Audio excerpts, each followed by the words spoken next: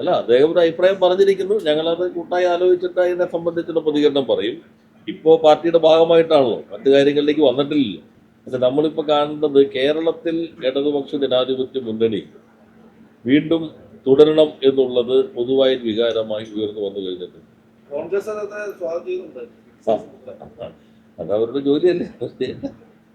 ഉള്ള ആളുകളൊപ്പം നിർത്താൻ അവർ നോക്കിയാൽ മതി. അല്ല, അത് പരിശോധിക്കില്ലല്ലോ.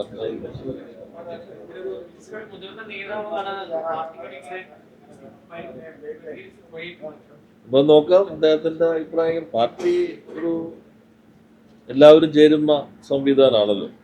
അതില് എല്ലാവരെയും പാർട്ടിക്ക് ഒപ്പം നിർത്തുക എന്ന് തന്നെയാണ് പാർട്ടി പൊതുവെ സ്വീകരിക്കുന്ന സമീപനം. പാർട്ടി നയത്തിന് കാഴ്ചപ്പാട് വിധേയമായി ഈ വന്ന കാര്യങ്ങൾ അത് കൂട്ടായി ആലോചിച്ചിട്ട് അത് സംബന്ധിച്ചുള്ള പ്രതികരണം പിന്നീട്.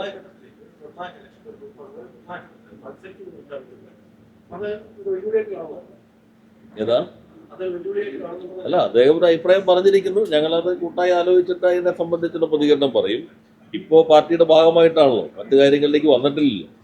അപ്പൊ അതുകൊണ്ട് ആ ഘട്ടത്തിൽ അത് കഴിഞ്ഞിട്ട് പൊതുവെ പറയുന്നതായിരിക്കും ഉചിതം. അത് നിങ്ങൾക്ക് എന്ത് തോന്നുന്നു? പരിഗണന കൊടുത്തിട്ടില്ലേ പാർട്ടി? അല്ല, എന്താ അങ്ങനെ ആളുകൾ കരുതുന്നുണ്ടോ ആയിരിക്കും?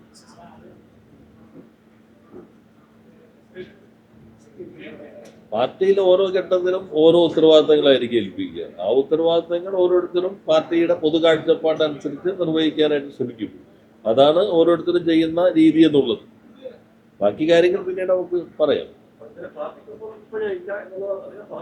അതെ, ഞങ്ങളത് പാർട്ടിയുടെ ഭാഗമായിട്ടാണല്ലോ ഇതുവരെ നിൽക്കുന്നത്. പാർട്ടി വേറെ ഒന്ന് തീരുമാനിക്കുന്നത് വരെ അതിന് ശേഷം പറയുന്നതായിരിക്കും ചെയ്തു. നോക്കാം, നമുക്ക് എല്ലാ ഭാഗവും നോക്കാം.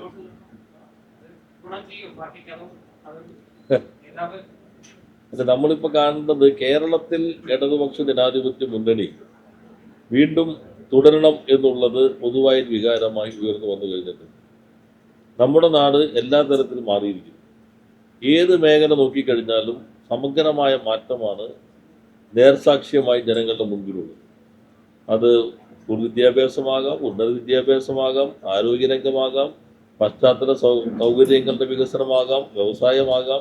ഏത് രംഗം നോക്കിക്കഴിഞ്ഞാലും എല്ലാവരെയും ചേർത്ത് പിടിച്ചിട്ടുള്ള ഒരു വികസനമാണ് നടപ്പിലാക്കിയത്.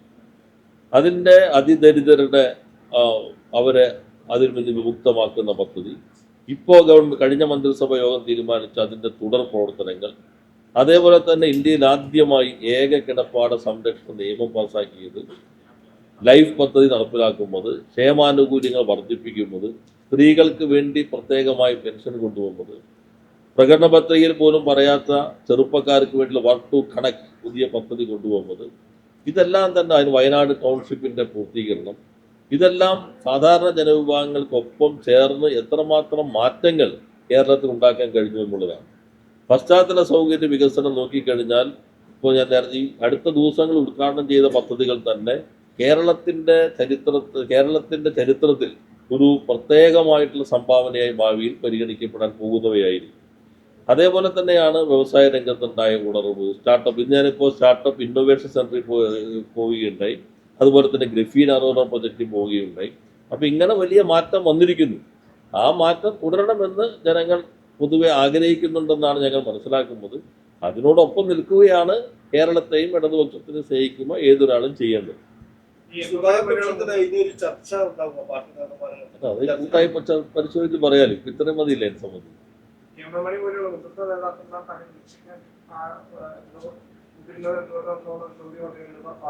ഞാനത് കേട്ടില്ല മുഴുവൻ, ഈ ഓട്ടത്തിൽ മുഴുവൻ കാണാൻ പറ്റി.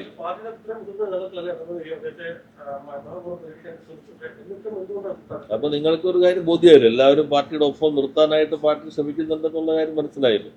ബാക്കി നമുക്ക് പിന്നെ നോക്കാം. അല്ല, അത് നമുക്കൊന്ന് ആലോചിച്ചിട്ട് പറയാം കൂട്ടായിട്ട്. അല്ലെ, ഇപ്പൊ ഏതെങ്കിലും കിട്ടിയിട്ട് അത് നോക്കണ്ടല്ലോ. ഞാൻ പറഞ്ഞില്ല, പാർട്ടി പ്രവർത്തകർ ഓരോരുത്തരും ഏൽപ്പിക്കുന്ന അതാത് കാലത്തെ ചുമതല നിർവഹിക്കുന്നു. അതിൽ ഇപ്പൊ വന്നിട്ടുള്ള കാര്യങ്ങൾ ഞങ്ങളത് പരിശോധിച്ചതിന് ശേഷം ഇപ്പൊ അദ്ദേഹം ഞങ്ങളെ സംബന്ധിച്ചതിന്റെ ഭാഗമായി തന്നെയാണല്ലോ നിൽക്കുന്നത്. ആ ഘട്ടത്തിൽ പറയേണ്ടതായിട്ടില്ല. ഒരു ഘട്ടം വന്നാൽ എന്താണെന്ന് നോക്കും. അല്ല, അദ്ദേഹം പറഞ്ഞു, പക്ഷെ ഞങ്ങൾ ആലോചിച്ചിട്ടല്ലേ ഞങ്ങൾക്ക് തീരുമാനത്തിലേക്ക് എത്താൻ പറ്റുള്ളൂ.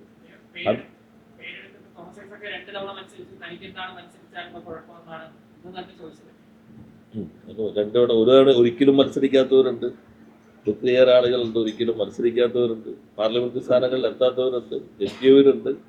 അപ്പോൾ അതെല്ലാം തന്നെ ഇപ്പോൾ നമ്മളിപ്പോൾ മറ്റ് ചർച്ചകളിലേക്ക് കൊണ്ടുപോകാതിരിക്കുക എന്ന് പ്രധാനമാണ്. കേരളത്തിലെ ഇടതുപക്ഷ പ്രസ്ഥാനം ഏറ്റവും ശരിയായ രൂപത്തിൽ മുന്നോട്ട് പോകുന്നു, ശരിയായ കാഴ്ചപ്പാടോടെ മുന്നോട്ട് പോകുന്നു, ഗവൺമെൻറ് ശരിയായ നയം നടപ്പിലാക്കാൻ ശ്രമിക്കുന്നു. അതോടൊപ്പം നിൽക്കുകയാണ് എല്ലാ ഇടതുപക്ഷ പ്രവർത്തകരും ചെയ്യുന്നത്. ഞാൻ ആ ഇന്റർവ്യൂ കണ്ടില്ല, അതുകൊണ്ടൊന്നും പറയാൻ പറ്റുള്ളൂ. ഞാൻ പറഞ്ഞല്ലോ, ഞാൻ ഈ ഒത്തിരി പരിപാടികളൊക്കെ ഇടയിലായിരുന്നല്ലോ, അതുകൊണ്ട് മുഴുവൻ കേട്ടില്ല. മുഴുവൻ കേൾക്കാതെ ഇപ്പൊ നിങ്ങൾ പറയുന്ന ഓരോന്നിനും മറുപടി പറഞ്ഞ് പുതിയ പ്രശ്നങ്ങളിലേക്ക് പോകണ്ടല്ലോ. ഓക്കെ, അതവരുടെ ജോലിയല്ലേ. ഉള്ള ആളുകളൊപ്പം നിർത്താൻ അവർ നോക്കിയാൽ മതി.